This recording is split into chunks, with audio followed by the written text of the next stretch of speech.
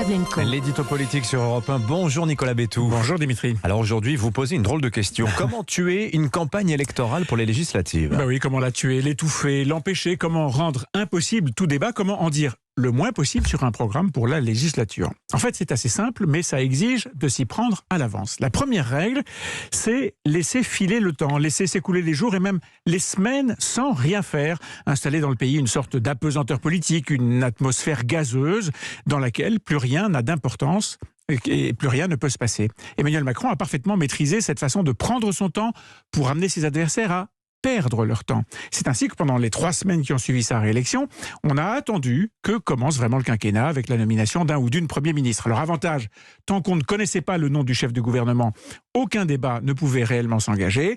À l'Élysée, on avait parfaitement identifié depuis longtemps le risque que pouvait représenter une campagne longue entre la présidentielle et les législatives. Le souffle créé par la réélection d'Emmanuel Macron risquait de s'affaiblir et avec lui l'effet d'entraînement sur l'élection des députés. On avait même caressé à un moment l'idée d'une dissolution de l'Assemblée juste après la présidentielle pour avancer de 3 semaines la date des législatives. Bon, ça faisait un peu tripatouillage électoral, c'était trop voyant, ça a été abandonné. À la place, on a donc fait traîner les choses justement pendant 3 semaines. Alors on gagne du temps, mais ça a quand même un inconvénient, c'est que ça crée un sentiment d'hésitation. Et oui, c'est vrai, mais ça a probablement été jugé mineur, puisque immédiatement après la nomination d'Elisabeth Borne, il a encore fallu attendre 4 jours pleins pour connaître enfin la composition du gouvernement. Alors là encore, ça a donné une nette impression de tergiversation avec des allers et retours, des schémas contradictoires, et à la fin, un gouvernement qui a peu séduit, c'est le moins qu'on puisse dire. Mais face à cet inconvénient, Emmanuel Macron a pu savourer une nouvelle fois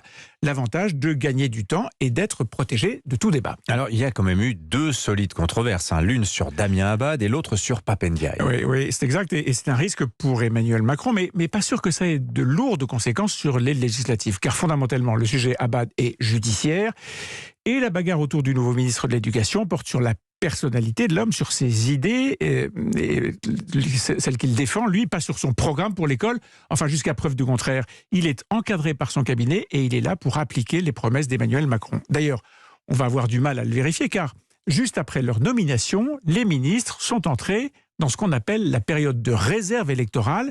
C'est le 3e temps de la fameuse stratégie élyséenne pour étouffer le débat. Alors cette réserve électorale, c'est la période pendant laquelle les membres du gouvernement doivent s'abstenir de faire de la politique assimilée à de la propagande électorale. Voilà, c'est une règle qui permet d'éviter tout couac intempestif, mais qui interdit de fait de discuter des grands enjeux avant l'élection.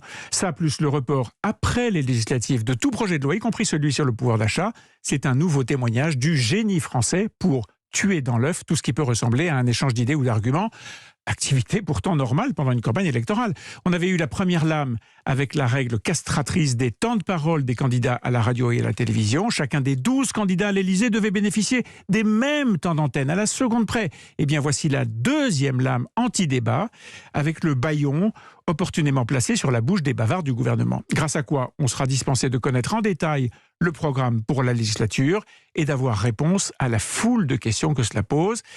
Pas étonnant à force que les Français se détournent tous les jours un peu plus de la politique. Merci beaucoup Nicolas Bétou. À la une de votre journal L'Opinion ce matin, les retraites justement, ça devait être le trophée, mais il y a déjà des doutes sur la réforme, écrivez-vous, puisque face au front syndical, même les 64 ans ne semblent plus qu'une hypothèse. On va en reparler dans un instant avec Jacques Serret dans le journal de 8h. Merci beaucoup Nicolas.